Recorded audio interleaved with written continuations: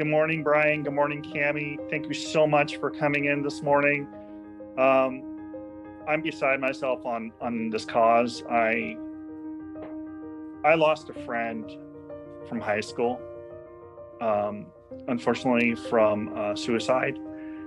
And this cause is near and dear to my heart, and educating people on your purpose and your cause and your passion is so important to me on this Real Estate 101. And I wanted to make sure that this was done properly. So I asked Cami, because she is the creator of Real Agents of Change, and she brought this to me with a passion in her heart to get back to people in the community and nonprofits through the charitable gifts of real estate. So Cami, thank you so much. Brian, thank you so much. I appreciate both of you. And Cami, do you have everything you need from me?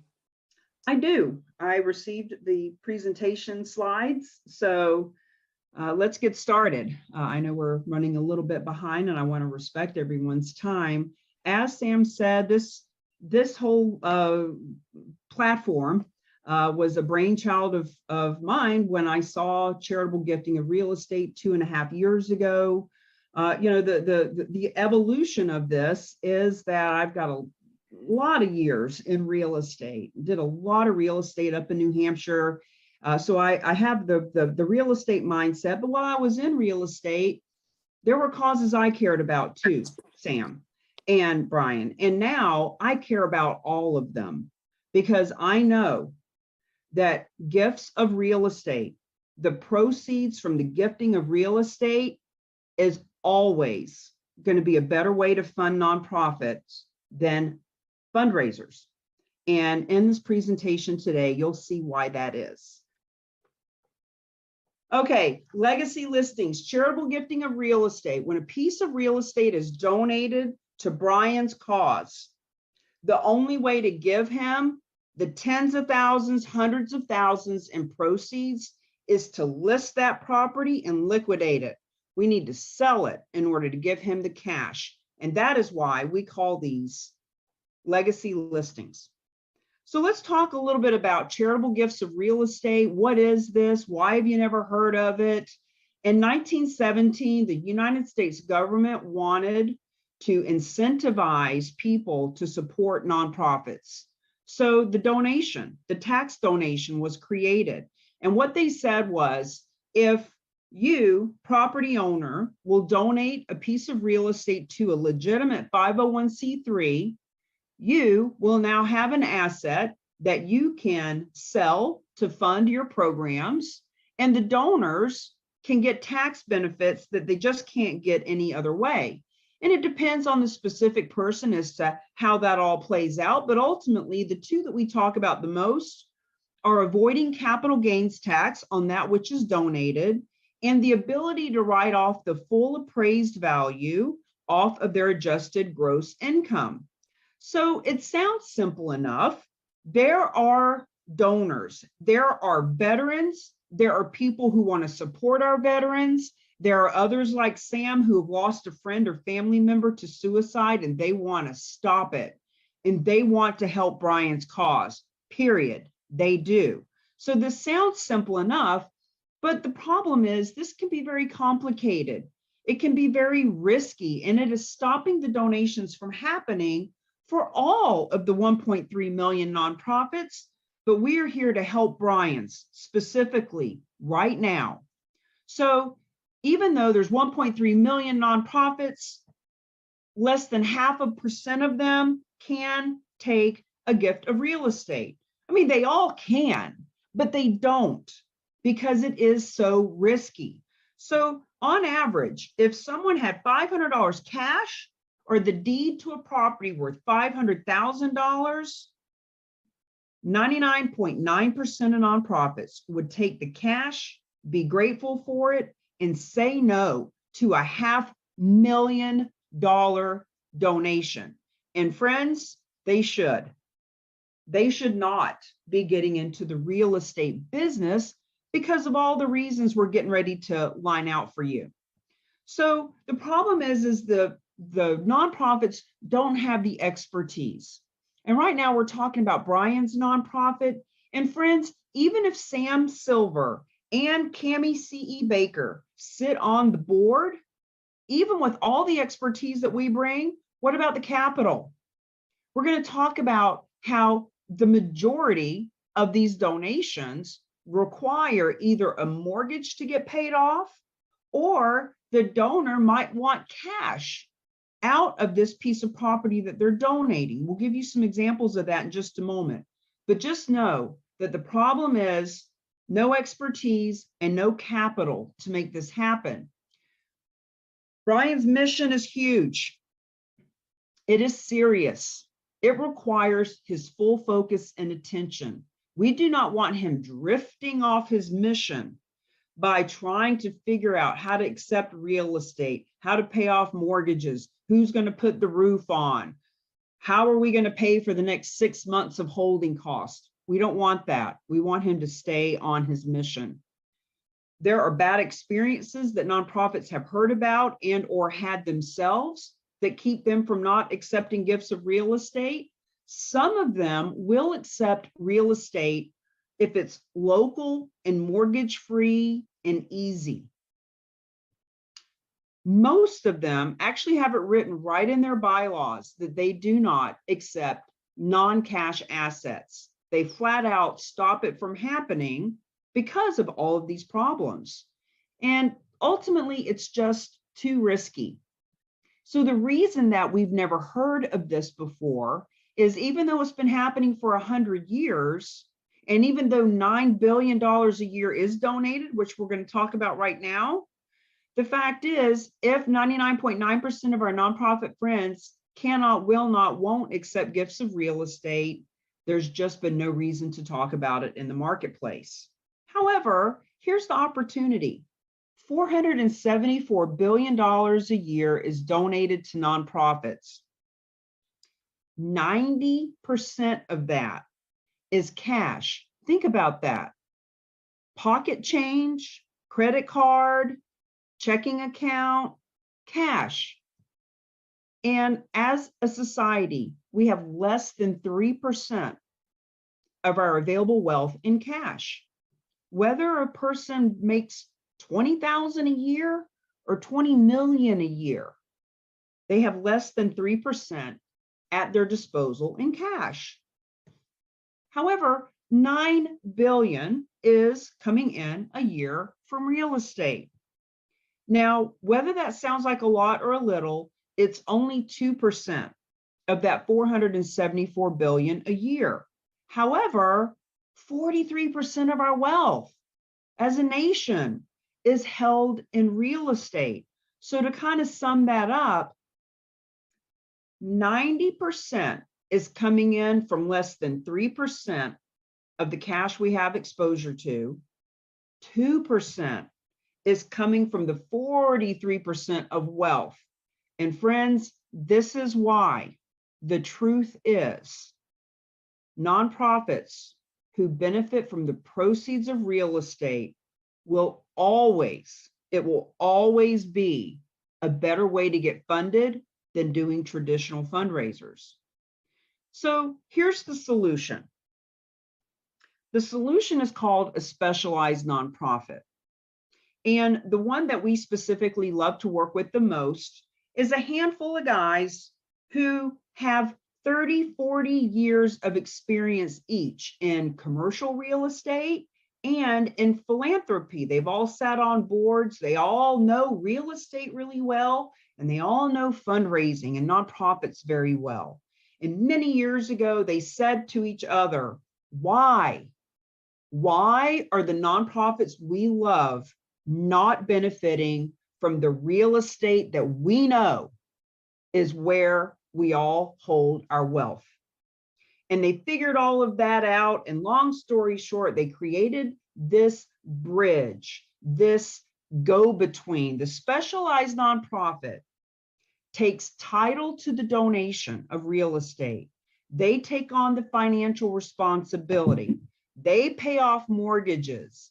They are the ones who take all of the risk, which allows any nonprofit to benefit from gifts of real estate. And in this case, Brian's nonprofit, with no risk, no out-of-pocket expense, and no need to change any gift acceptance policies or to take on the burden of real estate. The fact is, Brian doesn't even need to know what state the piece of real estate is in or the address. And we say that to really drive home the lack of risk on his behalf. He is simply going to smile for the camera when the check is given. And also, with him working with Sam Silver as the real agent of change, who is backing and supporting and helping him and his donors, we'll also be able to do some really fun campaigns to let people know about the donations, but ultimately, he doesn't even need to know where they are. That's how far removed they are. So these are some of the logos of nonprofits who have benefited from gifts of real estate. I want you to really sit with these for a moment and notice all the ones that you recognize. And it's interesting that the majority of all of these have branches, chapters, locations all over the country. And even though one of them, two of them, 10 of them have benefited from a gift of real estate, they don't talk to each other. So even the local Boys and Girls Club, the local Habitat for Humanity, they just don't know that this is an option.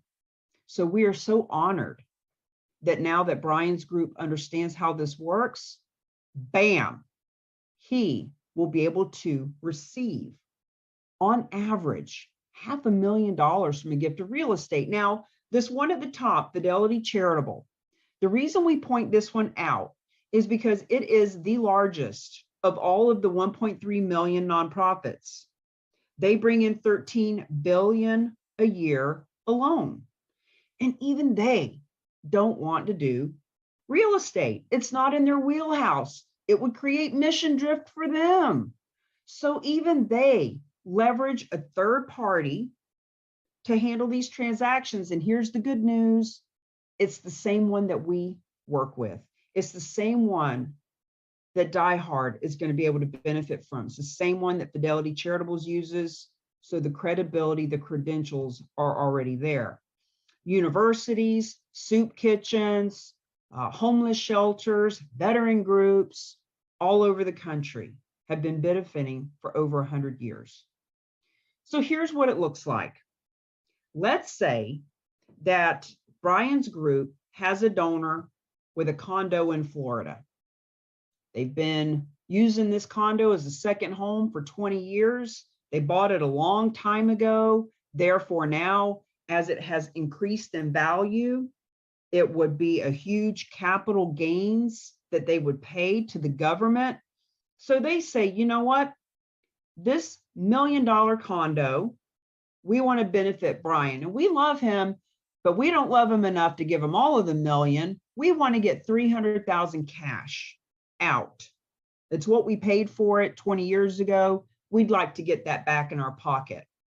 So when they donate this property to the specialized nonprofit gives them the $300,000 that they're wanting out. They take title, they take responsibility, they hire a real estate agent in that marketplace that will work with Sam Silver. And when the property is sold, the proceeds go to Brian's nonprofit and any other nonprofits that the donor wants to benefit. In other words, that proceeds can go to one nonprofit, 3 nonprofits. We want you to understand that the donor doesn't have to donate the full amount. The donor doesn't have to limit to 1 or 3 or 10, giving Brian the ability to collaborate with lots of nonprofits. You know, when you're not just splitting $25 raffle ticket or the $10,000 that comes in from the golf tournament, when you've got these kind of donations coming in, you can really collaborate and work with all kinds of nonprofits, realtors, financial advisors. So let's talk about the specific benefits to the nonprofit, to the donor, and to the advisor. Now, these benefits are because of charitable gifts of real estate, but some of them are only because there's a third party involved. So for example, no risk, all reward. If Brian were doing these deals all by himself and paying off that $300,000 that the condo owner wants back in their pocket, boy, there's a lot of risk and liability in that. But with how we do it, zero risk. No traditional fundraiser or grant writing. Now, don't get me wrong. I know, we all know that we love a good fundraiser. We love a good gala, golf tournament, barbecue, bake sale. We love to be social and friendly. We want to meet people and build relationships. However, there is no 3 to 6 months of planning or arduous grant writing with this. Average donation from one piece of real estate, as I've mentioned, is $550,000. Specialized nonprofit actually mentioned to me that it was $557,000 last year, and it's $900,000 when it's a commercial donation. Now, I really want to drive this point home because there is a huge misconception. There's a scarcity mindset that people don't understand. These donations are in the donor list of the nonprofits. So whether the nonprofit has 100 or 500 or 1,000 or 500,000 donors, there are donations of real estate on their donor list. Friends, we've just never had this conversation before. How could we possibly know what's on our donor's heart or how many pieces of real estate they own? We simply let them know that it's an option. So here's the thing. Current donors can give 3 to 7 times more. This is proven. We can talk about it infinitum as to how that works. There are lots of experts, one of them being Dr. Russell James, whom we'll talk about in just a moment, that have proven that the current donors on a nonprofit's list will give 3 to 7 times more from non-cash assets. Now let's talk about this bullet point, everyone has a Linda. This is one of our favorite stories, and it really drives this point home. National Jewish Health is a huge nonprofit in this country. They bring in hundreds of millions of dollars a year. They have a donor list of 300,000 people. One of their donors, who was giving $25 a year for 32 years, was Linda. Linda's a real person on this real list who a couple of years ago saw a member from the team talking about gifts of real estate.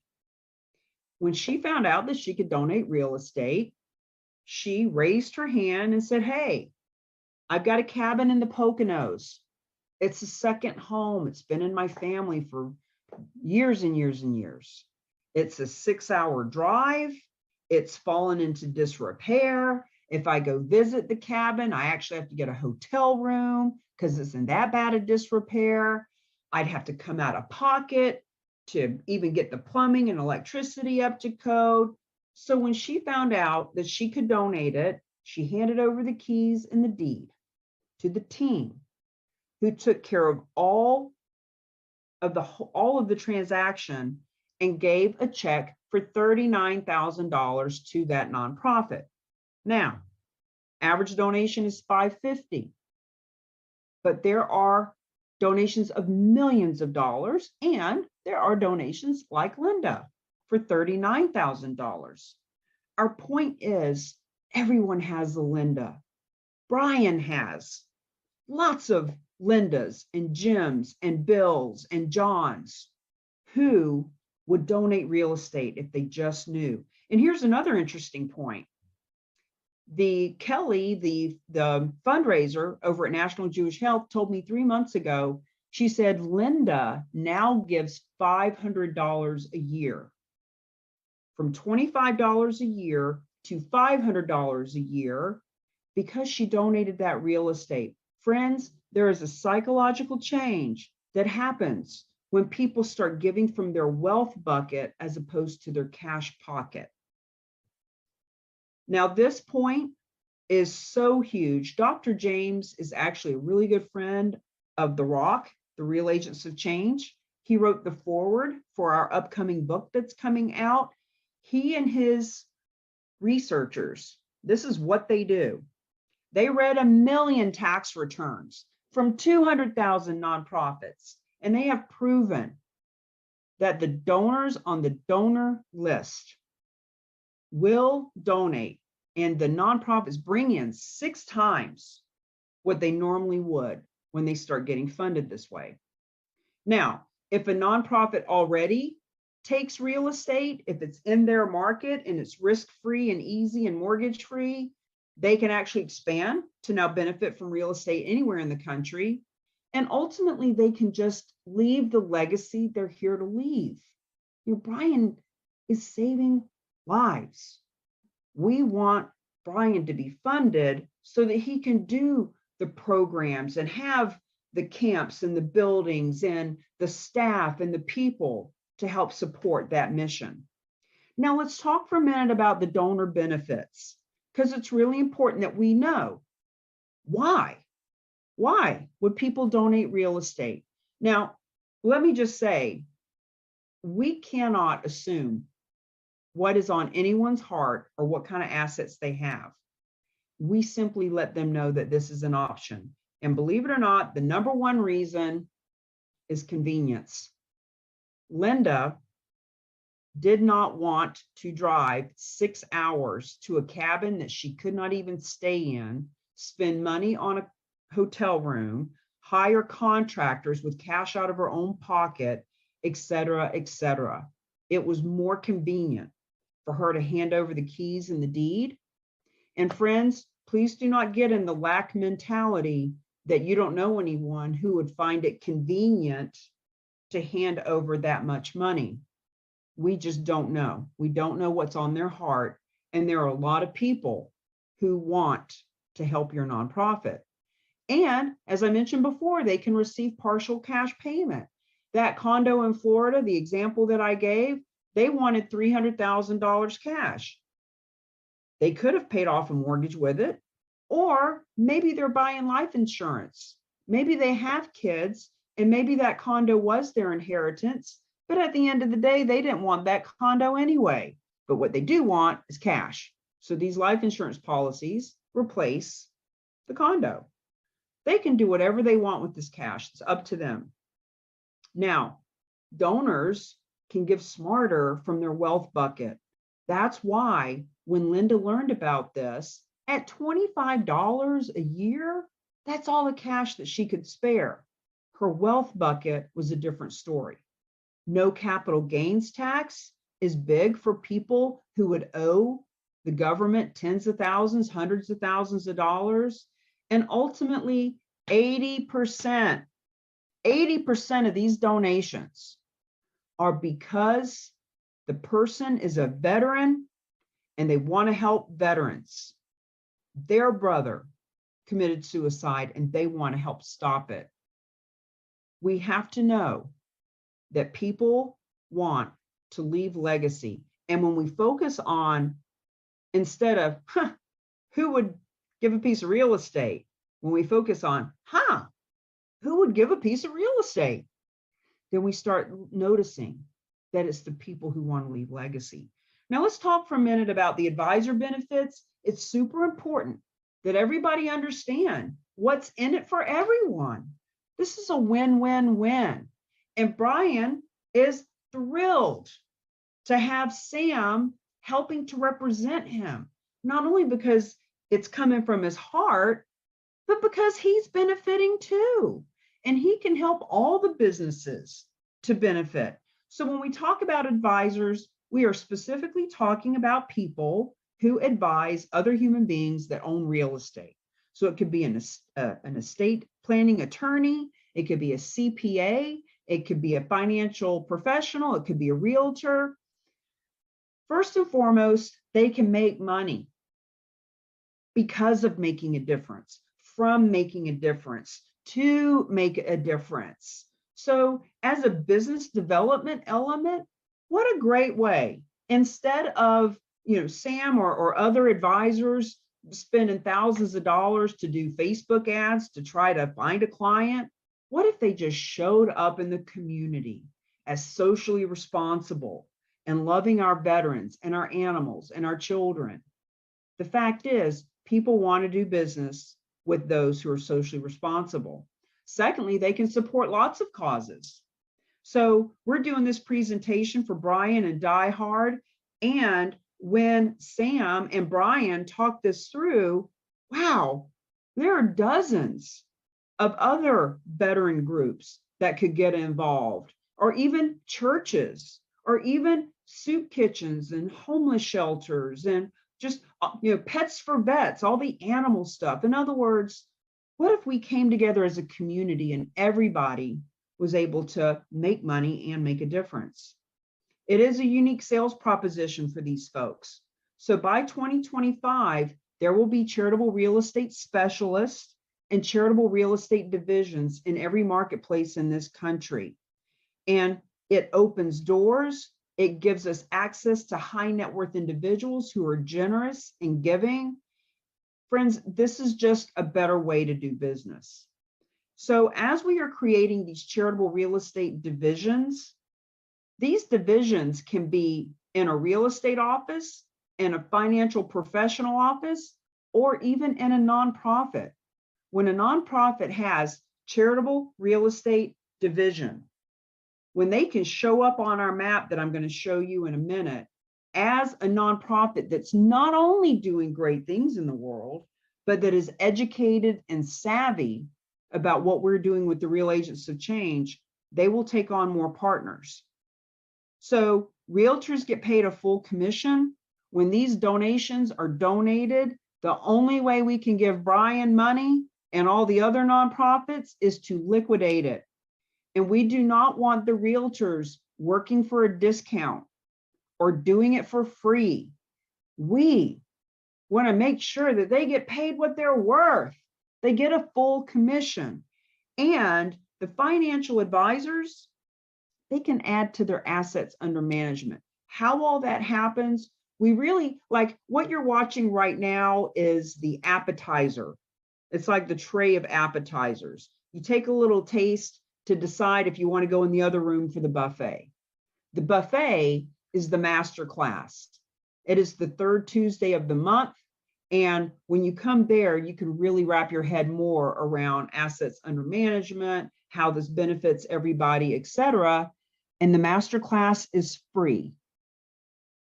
So there's no excuse to not come learn how your nonprofits can benefit. So let's talk for a minute about who are the real agents of change, the ROC, as we've become known. Why are we a solution? How are we a solution for everyone involved? Well, we are the only organization in the country and actually in the world that is providing this kind of information, education, and certification for the realtors, the financial advisors, the nonprofits, all the people. And we are the only group that will ever understand how to leverage real estate for real change. We have vetted resources and relationships that include, but are not limited to, for example, specialized nonprofit. Now, if you Google charitable gifts of real estate, variation of those words, you'll find that there are several nonprofits that are accepting real estate. For example, Cars for Kids now accepts real estate. Why would I say that when it might sound like that might be competition or something? Here's the trick. When someone donates real estate to Cars for Kids, they get the tax benefit that they're looking for, but they cannot give the proceeds to Brian or to the soup kitchen or to the animal shelter. They cannot say where the money's going to go. So for people who only want a tax deduction, there's a dozen options. But for people who want to fund the nonprofits they love, there are not that many choices. We at the Real Agents of Change provide copy, email, social media, cause marketing campaigns are marketing with the cause in mind. They market businesses, and friends, for-profit and nonprofit are businesses. And when these businesses can come together with a cause in mind and do a campaign, you're all watching this, whether you're live or whether you're watching it as a recording. You're watching it because of some of this that we've put out in one way or another. And we're the only organization that provides that. We have the only programs for those specialists and those charitable real estate divisions. And here's the map that I want to show to you. We've created a database map on our website. When people are starting to Google charitable gifts of real estate, when they hit this map, at the time of this screen capture, these are all real estate agents. And you'll notice on the left-hand side that we have actually created designations in different colors for these other folks. Why would a nonprofit, for example, want to become a charitable real estate specialist? Because as people are Googling and searching and wanting to learn about this, when the nonprofit shows up on the map, look, there are 1.3 million nonprofits. There is no scarcity of nonprofits, and people can help any nonprofit with this ability to fund. But here's the thing, bringing it to the attention of a nonprofit, getting the nonprofit and their board to take action on it, having the nonprofit understand how to position, partner, promote with you and for you, that's a whole other ball game.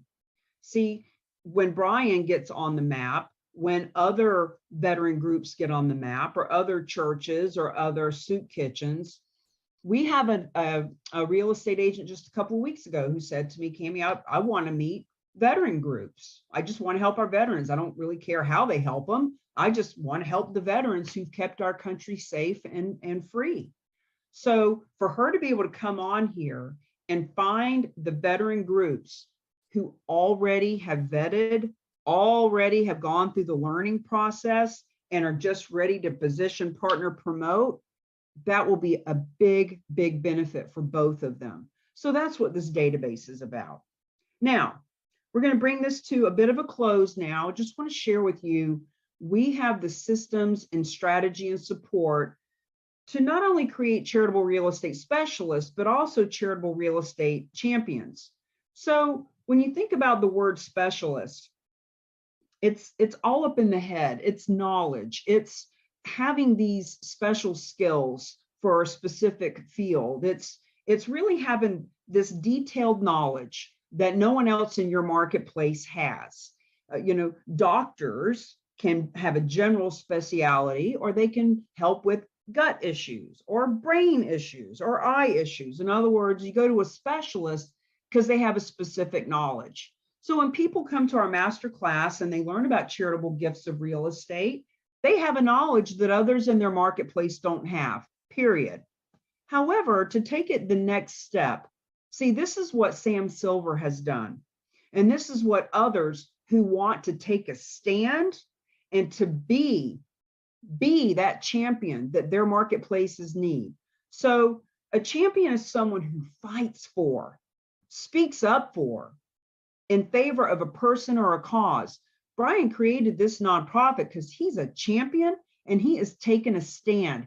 I hear it in his voice. I see it in his body language. I feel it from his conviction. He is a champion for those that he is here to fight for. A champion does that battle for those that they want to honor. A champion is number one in their marketplace. They are beating the competition because they got heart. It's not just that they know, it's that they've got heart. So to bring this to a conclusion, there are 4 kinds of people that we meet in these presentations. The first kind of person is rare, but sometimes people make it on here that they're not a nonprofit. They don't know a nonprofit. They're not a realtor. They don't know a financial advisor. They don't really see any reason to be socially responsible and be a benefit. It happens. So, you know what? Thank you for coming. If that's you, what we want you to know is pool parties, at the water cooler at work, on social media, in groups that you belong to, all those people who are suffering and struggling, looking for ways to get funded, etc. You will be hearing about this. So now you know where to come when you want to learn more. Some people who sit in on these say, holy cow, we are simplifying our estate. We do have that multifamily out in Wisconsin, or that condo in Florida, or that strip mall in Arizona. How do we find out if we can donate it? We have this thing called property evaluation. You fill it out. It takes 3 minutes to fill it out. We put you in touch with a specialized nonprofit. They meet with you, and within a 24-hour period, they can give you 2 net sheets. One based on if you were to sell it, pay Uncle Sam 30% in taxes, not be able to write it off of your taxes, et cetera, et cetera. And then another one based on when you donate to Brian and you do have these tax advantages and more money goes to his organization and more money comes off of your taxes at the end of the year. And then you can decide if it's good for you or not. Another kind of person says, okay, I get it. Been around for 100 years. 99.99% of nonprofits do not accept real estate. That's why we've never been taught it. No point learning about it if they don't know about it or if they won't do anything with it. Nonprofits I love can 6 times their endowment. I get all that, but I need a little bit more. No worries. Go to the FAQS, 13 top questions and misconceptions that are answered between myself and the specialized nonprofit. There's an interview with me and them. There is an interview with Dr. Russell James, the report that they created around 6 times the endowments, all of it there.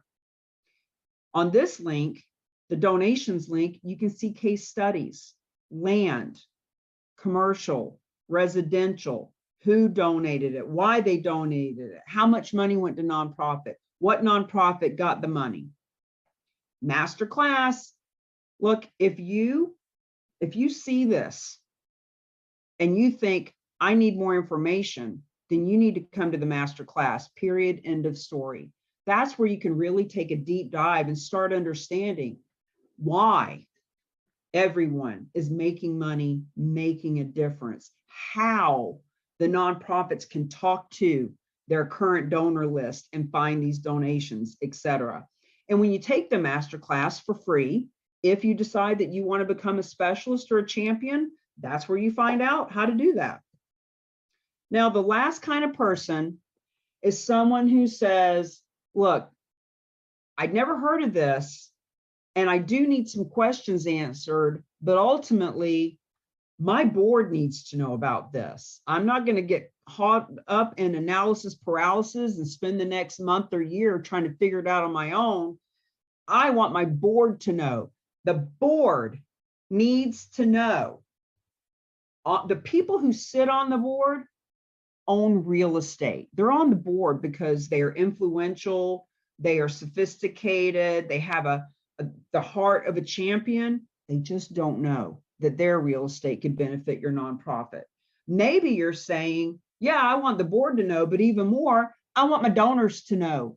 My donors need to be informed and educated. We do not have any interest in your donor list. We do not want to take your donor list. We don't want to talk to your donors for you. That's your relationship. You keep those donors. We're not even asking the donors to donate real estate. We are asking them if they want to learn more. Do they want to become educated? Do they want to know what all their options are? Maybe you have a real estate company, or you realize, ooh, realtors all over the country can get paid full commissions to sell properties that will benefit my nonprofit. Okay, let's invite some of those people. Financial services. I just did the 101 overview for everyone the hour before this presentation.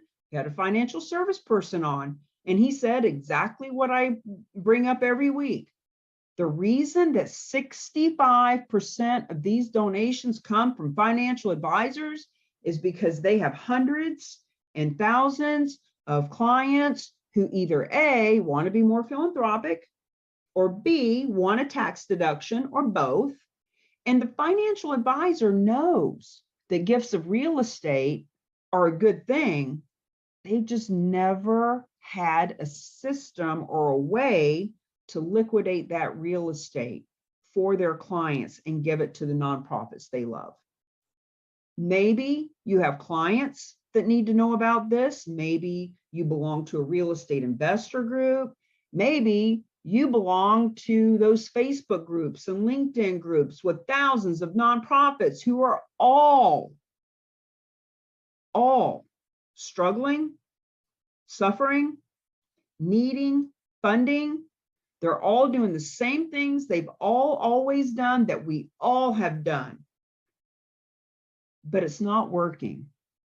And events are being canceled, and people are not coming out of their house. There is a revolution happening. We are fixing that, because fundraisers are a poor way to fund a nonprofit when they can benefit from proceeds of real estate. Ultimately, friends, what we're saying is, if you want to become a charitable real estate champion and take a stand for those you say you're here to serve, you can do one of these for yourself. You can host one of these. You can co-brand with us. So just like Brian said, look, my plate is full. I don't have time to learn all this stuff or to do it. But if Sam, as a real estate agent, if he wants to be our representative, I'll invite all of our donors. I'll invite all of our board members. I'll let everybody that I care about know that this is a better way for them to give. He knew that he wasn't inviting people to sell them something or to beg them to buy something or to do anything other than just learn. Just learn. Just know what this is. So this is an example of champions. The woman on the left, Hallie, is the executive director of a nonprofit. Can't really see it at the bottom, but it's called The Haven. Her and Jessica Peterson is the real estate agent that brought that nonprofit to the table. We did this photo shoot so that the photo can go into our book that's coming out and we can present it to the media. We want you to know that not only is the book coming out, but April is List a Legacy Listing Month. It is a way for us to have a public awareness campaign so that everybody understands how this works. And ultimately, we want to invite you to sit in on the masterclass. We want to give you the first chapter of the book for free. And we want to make sure that you know that Sam Silver, who already does Sam's Heroes, who's already been being a benefit to our heroes, is now the certified charitable real estate champion for Brian's cause, for veterans in general, even for animals. As you can see, he loves his dog, right? He is the go-to champion in this industry. You can feel free to reach out to him. And on that note, we're going to stop sharing and we're going to come on over and see if you have any questions, comments, concerns, hallucinations that I can wrap up for you. Here at Project Die Hard, we are so grateful for Sam, for you, Cami, to come on board with our mission and to help us. We will do our part by spreading the word. And I know with Sam's help, we will get our facilities built even faster so we can really get to the business of saving lives. Well, thank you, Brian. As we say all the time, our mission is to fund your mission. Our purpose is to fund your purpose. We're not out in the streets saving lives like you are. Our part is to help you get the funding so you can hire, so that you can market, so that you can do what you're there to do. So we are just honored to partner with you. And, you know, if you want to have another one of these in another 30 days or so, and invite people who see the recording to come on and get questions answered, we'd be thrilled to do that. Sam is the start. When I get this recording, it'll be put into some of my veteran brothers that are realtors. And we believe teamwork makes the dream work. But I also believe I can't do everything. So this is why Sam will lead up that team and we'll make great things. All right, friends, on that note, I'm going to bow out gracefully. And I look forward to hearing how we can support you further. Thank you, everyone.